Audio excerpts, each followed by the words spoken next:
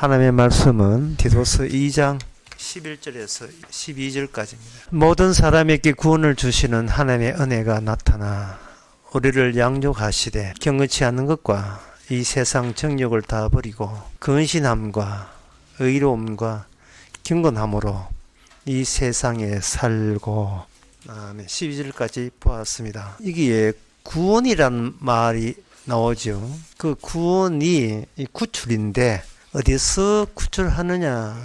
12절에 이 세상 정욕을 다 버리고, 그러니까 이 세상으로부터 빠져나오는 거, 구출되는 거, 그것을 성경에서 구원이라고 이야기하고 있습니다. 그 성경이 얼마나 친절한지, 이 세상이 뭐냐, 그리고 이 세상으로부터 빠져나올 때 어떤 현상을 보여주면서 빠져나오는가, 그 점에 대해서 인간의 행함으로 되지 않고 그게 왜 은혜가 되느냐, 구약 성경에서 다 소개하고 있습니다. 출애굽기 20장 2절에 나는 너를 애굽 땅 종되었던 집에서 인도해낸 너의 하나님 여호와라 라고 되어 있어요. 여기서 애굽 땅에서 원래 같이 살던 히브리인들이었는데 그때는 이스라엘이 없었어요. 하나님께서 구원이라는 것을 보여주기 위해서 애굽 땅에서, 이 땅에 없던 나라 이스라엘을 애굽 땅에서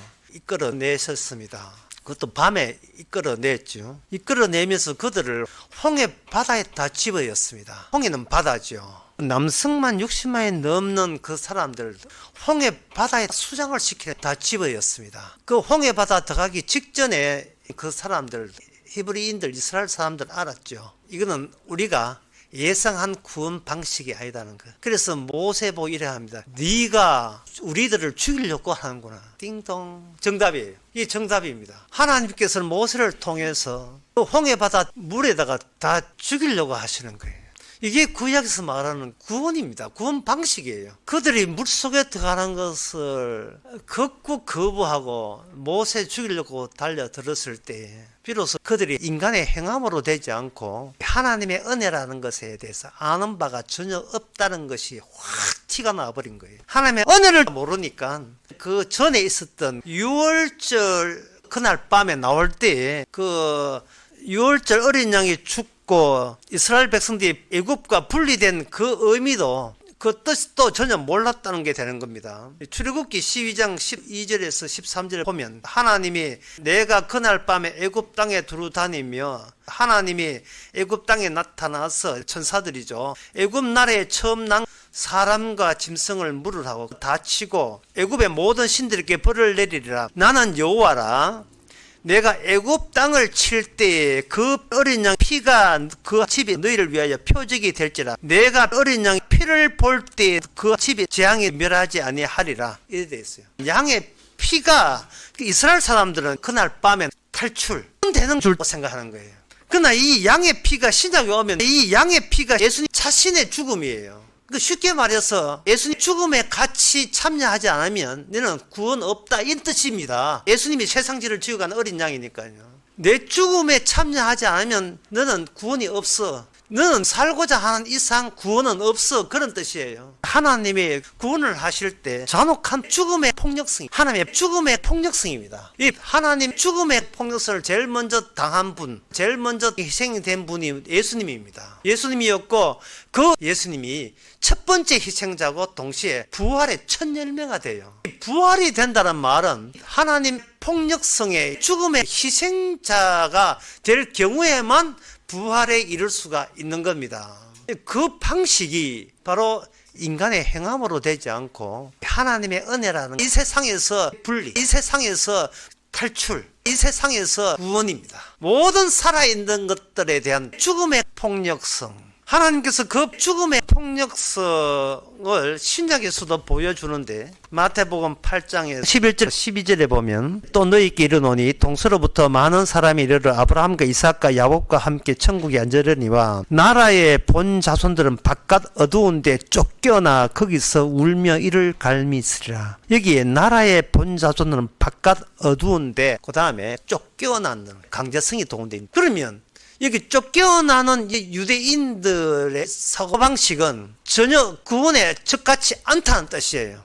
그러면 이제 유대인들이 율법 가지고 뭐 했는가? 경건에 경건을 더했습니다. 그들이 경건하기 위해서 얼마나 애쓴다는 것은 예수님도 인정했어요. 마태복음 5장에 보면 누구든지 너의 의가 서기관과 바리새인보다 더 낫지 아니하면 결단코 천국에 못 간다 이렇게 했어요. 그들은 최고의 경건을 추구하고 유대인들이 율법 가지고 실천에 옮기고자 했던 자들이 바로 바리새인과 서기관과 사두개인들이었습니다. 마태복음 8장에 보면 그들은 사정없이 거기서 쫓겨납니다. 그 쫓겨난 현장이 뭐냐? 천국 문을 네가 가로막지 말라. 그 쫓겨난 현장이 바로 그곳이 천국의 입구예요. 혹독한 죽음의 희생자가 되신 예수님의 그 십자가 죽은 자리, 그 죽은 자리가 바로 천국이에요. 그리고 천국은 예수님의 죽은 자리가 부활에 이르는 천국이에요. 그런데 여기 마태복음 5장의 그 말씀처럼 이미 인간이 해낼 수 있는 모든 의로운 경건은 서기관과 바리새인과 사두개인들이 천국에 이르지 못한다면 아무도 천국 갈 수가 없습니다. 인간이 의로운 경건해서 천국 갈 수가 없어요. 그럼 여기서 우리가 알아야 될 것은 바로 그 바리새인 사두개인들이 그들의 경건에 무슨 하자가 있었는가, 무슨 문제가 있었는가 하는 거예요. 그들은 율법을 보고 실천에 옮기고자 했습니다. 사도 바울도 이야기했고 예수님도 이야기한 바에 의하면 인간들의 이 세상의 문제가 뭐냐? 그들이 율법 가지고 언어를 사용하는데 그 언어가 서로 알아듣는 언어를 사용했다는 게 문제가 되는 거예요. 반면에 예수님 율법 이야기는 듣기는 들어도 깨닫지 못하고 보기는 보아도 알지 못하는 언어였습니다. 그 세상에서 왜 이렇게 서로 알아듣는 이유가 뭐냐? 자신의 잘못된 나쁜 거, 옳지 않은 거, 그리고 늘 불완전한 거, 모자란 거, 비정상적인 것을 그들은 서로의 언어를 통해서 자기가 자기를 치료하려고 애를 썼던 거예요. 그럼 치료라는 게 뭐냐? 이게 오늘 설교 첫 번째 중요한 겁니다. 치료가 뭐냐? 기존에 우리의 육신의 본성을 다시 세상 육신의 사람으로 되돌아가기 위한 필사적인 노력, 이게 치료입니다. 내가 세상에 육신의 사람으로 그냥 머물고자 하는 노력, 필사의 노력, 이게 치료예요.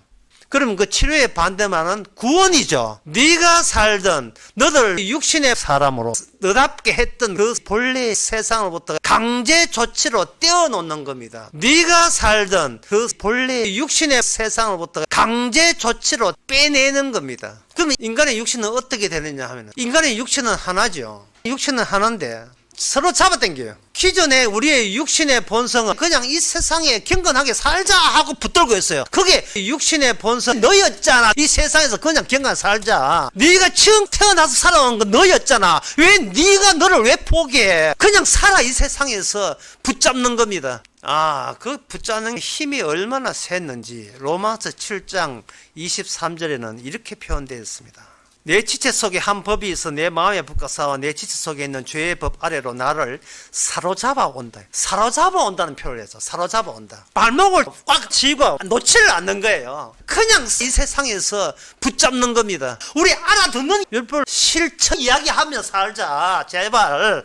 교회 와서 바르게 살면 천국 보내준다는 그 알아듣는 이야기하고 살아. 네가 열심히 노력하면 지금보다 더 바른 사람, 인정받는 사람 될 수 있어. 하나님께 인정받고 교회 와서 인정받고 우리 그래 살아. 딴 생각하지 말고 왜 상식을 네가 거부해? 너는 귀한 존재야. 너를 놓으면 안 돼 라고 붙잡는 거예요. 이게 바로 우리 속에 있는 육신의 죄가 우리를 강제로 다시 우리 알아듣는 이야기하며 살자. 잡아당깁니다. 네가 지금까지 살아서 이해했던 네가 알고 있는 모든 것들은 다 애굽 같은 세상에서 네가 듣고 배운 거야. 그러면 애굽 같은 세상에서 사는 것이 네가 살기에 가장 적합하고 친밀한 거예요. 이거는 육신의 죄가 세상에서 사는 것이 부담이 없어요.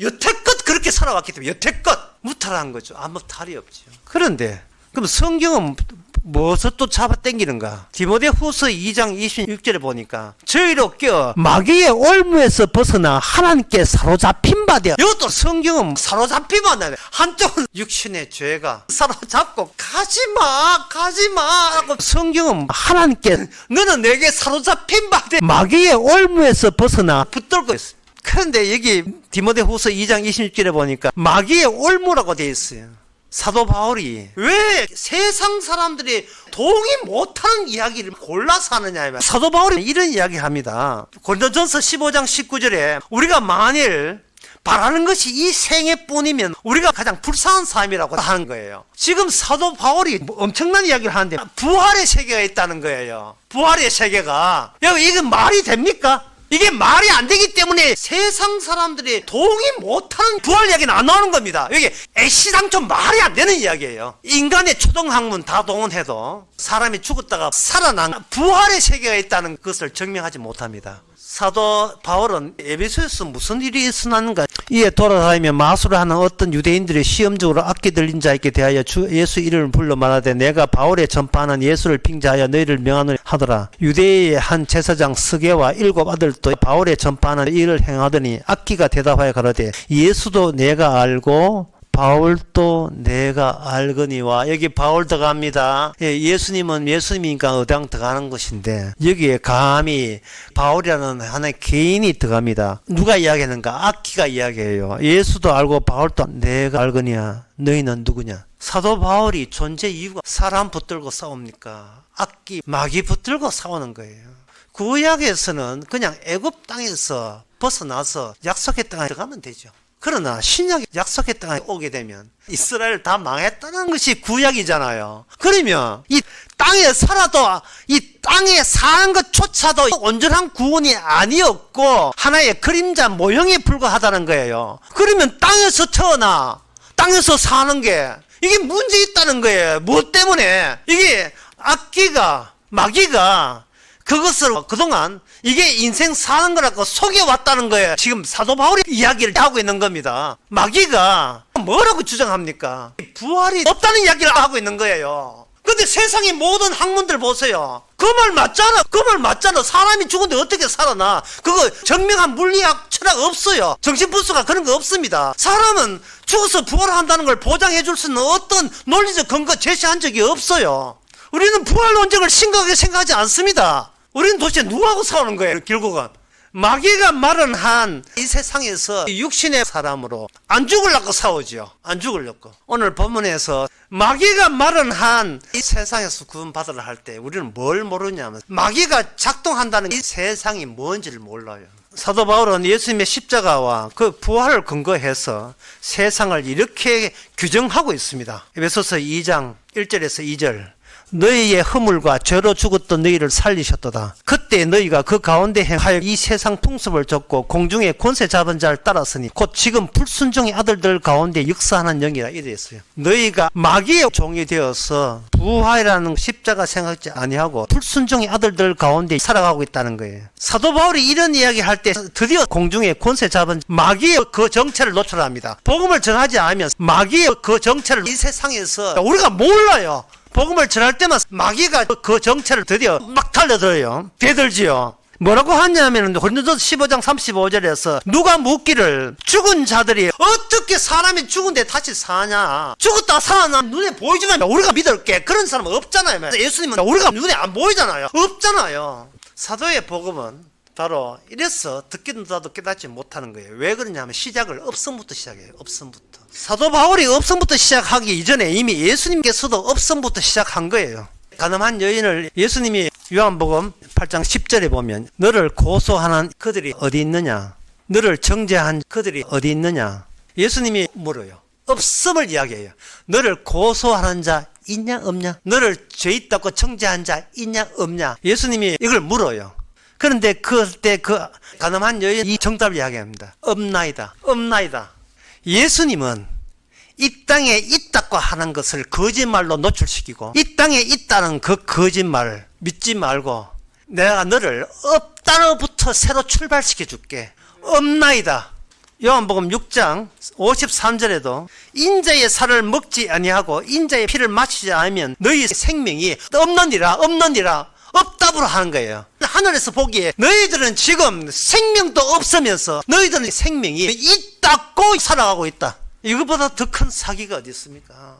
그럼 세상은 뭐냐? 세상은 하나님 보기에 없는데 우리가 없어요. 없는데 지금 생명도 없으면서 마치 생명이 있는 것처럼 입 닫고 우기는 것처럼 그렇게 위장해주는 장소가 바로 세상이라는 겁니다. 세상이라는 위장해주는 그곳에서 탈출해야 되는 게 구원이라는 거예요. 너를 죄 닫고, 이 의미가 무슨 뜻인지 아는 거예요. 무슨 뜻인지 알아듣는 이야기예요. 듣기도 깨닫지 못하는 거예요. 무슨 뜻인지 알아듣는 이야기예요. 의미가 무슨 뜻인지 우리의 친숙해져 있습니다. 왜? 우리는 살아있으니까. 살아있는 내가 더 살아야 되니까. 마태복음 16장에서 예수님께서는 직격탄으로 인간 자체가 무엇인지를 알려주십니다. 마태복음 16장 23절에 예수님이 고난받는다 할 때 베드로가 주여 그리 마옵소서 할 때 예수께서 돌이켜 베드로에게 이르시되 사탄아 너희들은 물러가라. 너는 나를 넘어지게 한 자로다. 너가 하나님의 일을 생각지 아니하고 도리어 사람의 일을 생각하는도다. 하나님의 일은 하나님께 속하고 사람의 일은 사탄에 속했다는 것을 분명히 언급합니다.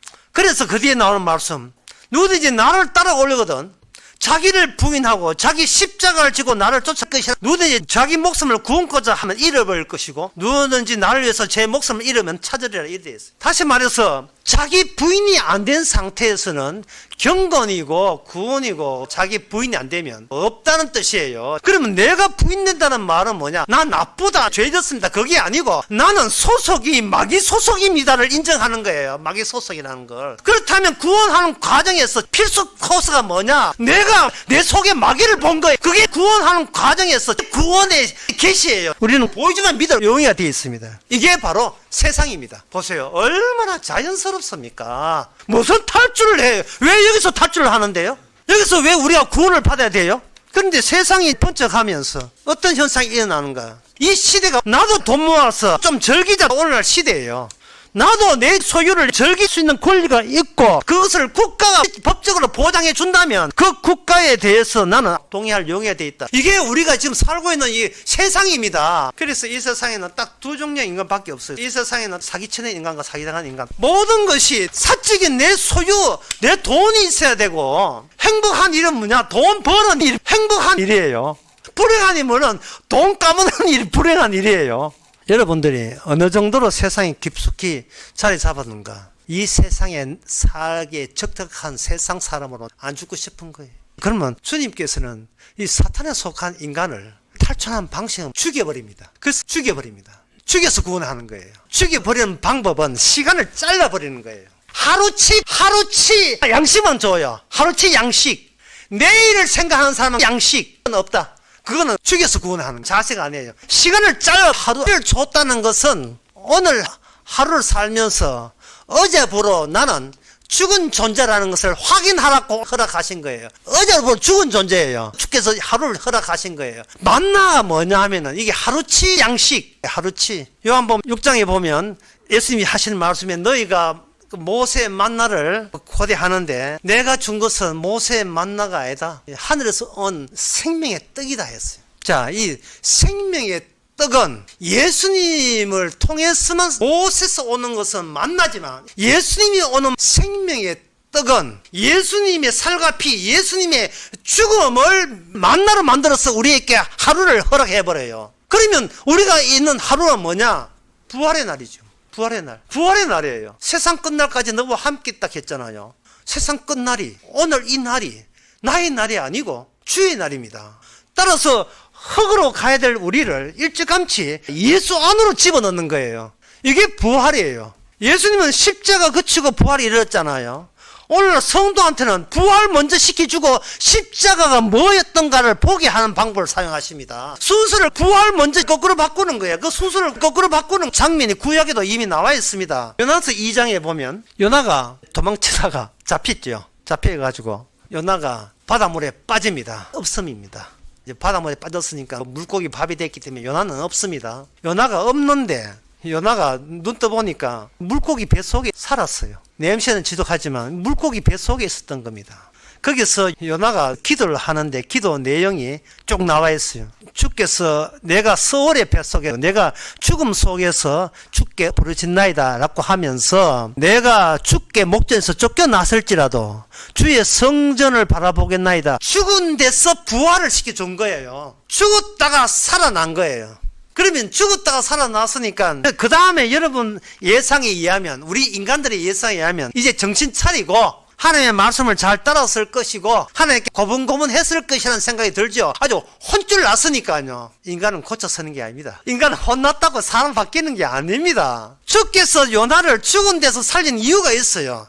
그 이유가 4장에 나옵니다. 요나 4장 1절에 요나가 심히 싫어하고 노하여 여호와께 기도하여 가라되 여호와여 내가 고국에 있을 때 이르겠다고 말씀하지 않았나이까. 그러므로 내가 빨리 다시스로 도망하여 사오니 주께서는 그 다음에 말이 아주 강교하죠. 주께서는 은혜로우시고 자비로우시고 노하기를 더디하시며 뜻을 돌이켜 재앙을 내리지 아니하실 줄 내가 이제 알았나이다. 하나님은 자비로우시고 은혜로우시고 노하기를 더디하시고 인자가 크신 하나님인 줄 내가 잘 알았습니다. 다시 말해서 당신하고 나하고 결벽이라는 뜻이. 하나님께서 요나를 바다에서 끄집어낸 것은 출애굽 애굽에서 이스라엘을 끄집어낼 때에 애굽이라는 나라가 이 세상이라는 것이 뭔지를 모르는 거예요.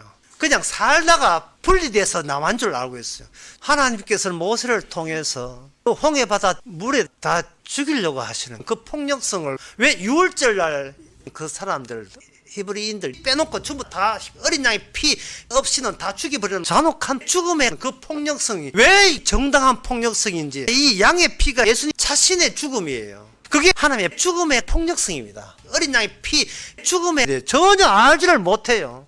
그래서 하나님께서는 세상이라는 것이 어떤 곳인가, 세상이라는 마귀가 하는 것을 새삼스럽게 이스라엘 선지자 본 몸에다가 공중에 권세 잡은 마귀의 악마성을 집어넣은 거예요. 악마성이 나오면서 뭘 하냐 하면 하나님은 자비로우시고 의로우시고 모든 걸 창조하시고 세상 사람의 일을 생각하는 그 하나님인 줄 내 잘 알고 있죠. 세상 사람의 일을 모르는 거 아니죠. 악마성이 나오면서 당신과 나와 무슨 상관이 있나이까. 이미 구약 때 악마의 말을 하나님께서 이스라엘 선지자 입을 통해서 악마성이 토해지도록 하는 거예요. 예수님께서 귀신 쫓아낼 때에 사람들 마귀가 하는 것을 가만히 있는데 마귀가 당신과 나와 무슨 상관이 있나이까 떠나가는 이야기합니다. 당신 맞지? 당신 그 하나님의 아들 맞지? 메시아 맞지? 악마가 주님을 너무 잘 알아요. 요나 입에서 소위 구원받았던 이스라엘 선지자 입에서 다시 처음으로 우리가 어디서부터 건진받았는가? 어떤 세계냐? 단순히 내가 흙이 되는 세계냐? 내가 생각하는 사망, 그것보다 더 근원적인 사망이 있었어요. 내가 생각한 저주, 내가 망해버린 저주. 아니, 그건 아무것도 아니에요. 그 배후에 더 무거운 저주가 있어요. 더 무거운, 더 근원적이고 원초적인 저주가 있었던 거예요. 사망의 수위가 높은 사망의 저주, 악마가 벌받는 원초적인 저주, 무서움이 있었던 겁니다. 악마가 벌받는 저주, 죽음, 그 세계에 대해서 하나님은 요나 선지자를 통해서 표현하도록 한 겁니다. 저 죽을래요. 그래서 요나가 가서 내 생명을 취하서 내가 죽는 게 낫겠습니다 하고 죽기를 바랬는데 날씨가 너무 뜨거웠어요. 그래서 6절에 보면 하나님이 박넝쿨을 준비하사 요나 위에 가리게 했습니다. 요나가 갑자기 시원해진 거예요. 기분이 좋았지요. 이 양 죽는 거 기분 좋게 죽자 했는데 박넝쿨이 분명히 하나님에 의해서 준비된 박넝쿨이 하나님에 의해서 시들시들 썩어 죽게 됩니다. 그 죽는 박넝쿨, 그게 바로 요나 옆에 붙어있는 예수님이에요. 예수님이 하나님하고 결별하고 하나님을 욕하고 하나님을 미워하고 당신하고 나와 상관이 없다고 했던 그 모습을 그대로 그런 요나를 악마가 벌받는 원초적인 저주, 무서움이 있었던 인간이 미처 모르는 그 자리까지 요나가 선지자님께 데려갑니다. 데려가서 그 요나를 하여금 시원하게 해주고 은혜를 주시고 그 은혜 줬던 박넝쿨이 시들하게 죽어버릴 때 비로소 요나는 나와 상관이 없이 하나님이 의해서 나에게 준비된 것을 하셨다는 것을 느끼게 만들어요. 그분이 내 옆에 박넝쿨이 되어가지고 잠시 뜻도 모르고 시원했죠. 시원했는데 그 시원한 박넝쿨이 시들시들 죽어가면서 이게 바로 네가 모르는 은혜의 수준이에요. 은혜의 수준. 부활을 시킨 것은 십자가를 알기 위해서 부활시킨 거예요. 다시 말씀 보겠습니다. 에베소서 2장에 너희의 허물과 죄로 죽었던 너희를 살려쳤도다. 이 말씀 볼 때 우리는 뭐 과거에 죄 지는 거, 내가 망해버린 죄, 내가 생각한 과거의 죄, 그 죄 아니에요. 그 죄 아니에요. 그 죄 들어가지도 않아요. 우리는 죄를 모릅니다. 다 다만 내가 살기를 원했지요. 내가 그냥 살아있으니까 살고 이 세상이 좋아서 그냥 사는 거예요. 이게 뭐가 잘못인데 우리는 세상에 그냥 살라 하잖아요. 여기서 말하는 허물과 죄는요 우리가 몰라요. 그 다음에 그때 너희가 그 가운데 행하여 이 세상 풍습을 쫓고 공중 거세 잡을 자를 따랐으니 곧 불순종의 아들들 가운데 역사하는 영이라. 전에는 우리 그 가운데 우리의 육체의 욕심을 따라 지내며 육체의 욕심을 따라 마음에 원하는 것을 행하여 다른 것 같이 본질상 진노의 자녀였거든. 지금 사도는 마귀하고 싸웁니다. 지금 사도는 부활이 없다는 마귀하고 싸우고 있어요. 이미 부활된 자, 성령 받은 자, 부활되고 난 뒤에 십자가를 다시 조명해야 그것이 예수의 정인되는 거예요. 나처럼 요나가 바다에서 살아났잖아요. 부활됐죠. 그것도 예수님처럼 살을 만해. 그런데 그가 맞닥뜨리는 체험은 뭐냐?